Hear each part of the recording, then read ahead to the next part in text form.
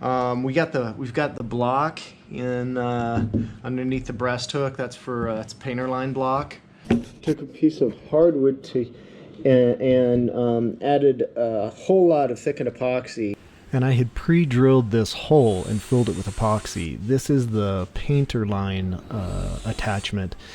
And yeah, it just goes through to the backside of the underneath the breast hook, and yeah, you tie a knot, and that's your painter. We got the aft seat cleats installed.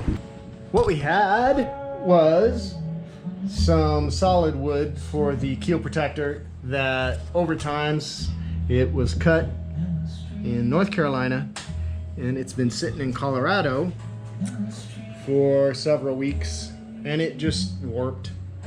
So we've got straight edges, and we're gonna bring some wood here and ratchet straps over and around the boat to secure it all.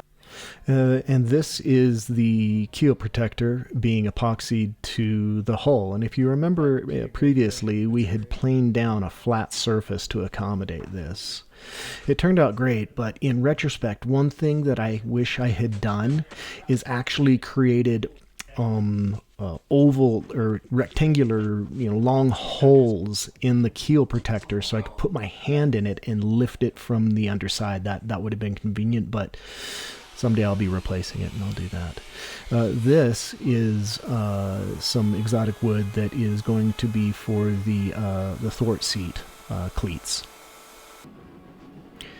And I found a really nice spring-loaded cleat, and this is the location for it. Yeah, just had pre-drilled these holes in the breast hook, filled with epoxy, and now I'm of course opening those back up.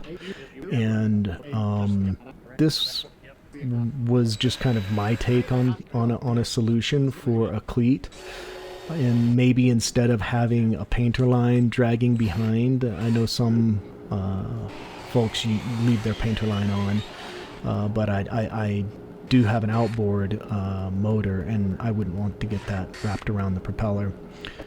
So this seemed like a nice solution to me. And again, it's spring-loaded, retractable, and it doesn't interfere with the nesting design in any way, and I think it looks really sharp. And later on I will build up underneath and make it with some thickened epoxy and make it nice and flat.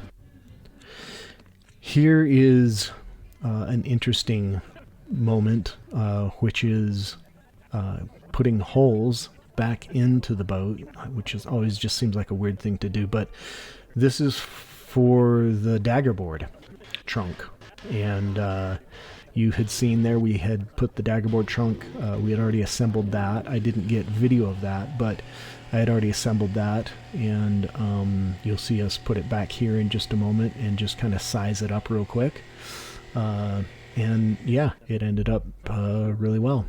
Slipping the daggerboard in just to make sure that it's large enough before we permanently attach the daggerboard trunk, which is this item right here. And an oscillating tool just has endless functional use, and this is one of them. We just had a little bit of the keel protector after we had cut that daggerboard hole open. And here is this is, again, I was doing this in my brother's workshop. He's got this laser thing that this piece of wood is where there's going to be one on port and starboard, and it's just a nice flash piece for the oar locks. And yeah, we have finished sanding to the point where we are ready to, we've prepared a surface where we're ready to prime, and so we're just washing off the residue, the amine blush, and yeah, and then we're going to get on to priming next. Kill that. So while we washed off the tender to flying spur, we decided to put a Skeg on basket boat here. It's a pram, and it's a little difficult to row somewhat straight. So we're hoping this is going to help. After seeing videos and descriptions of how people were connecting the nesting bulkheads, it's generally advised that you just get a bolt and a wing nut, and you just, you know, screw it together. And I don't know, I just thought, you know, there's got to be a more elegant, quicker solution to that. And so I found these are actually bicycle skewers for your front tire, and I found they're stainless steel, and they were on sale, and I actually ended up cutting them to length, threading them, and then I did pick up a couple more as spares. But yeah, I'm actually really pleased with the performance of this solution, and it's kind of unique to the boat. This is getting ready to prime. We realized that we have a hole here in this mast step, and we didn't want to get primer in there, and so we just put some hot wax, just some household wax in there. And this is the 2-part primer.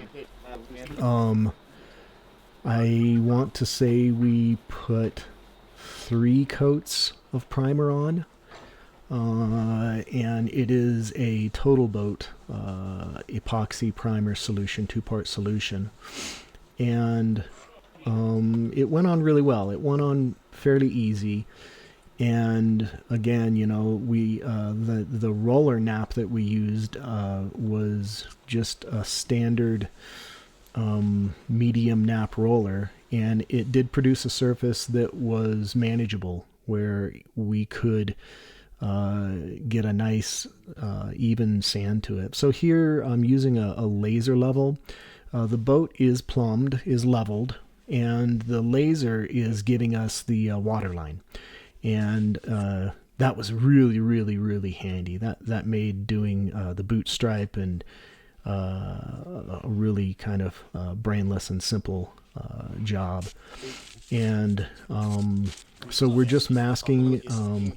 The outside of the hole is all creamsicle orange, and then there's a blue boot stripe. And then here we're just doing a test on a board that we had put primer on, for the doing a test for the gel coat. So thanks for watching. Up next is more masking, gel coat, unmasking, buffing, finishing, bulkhead seals, and locker parts.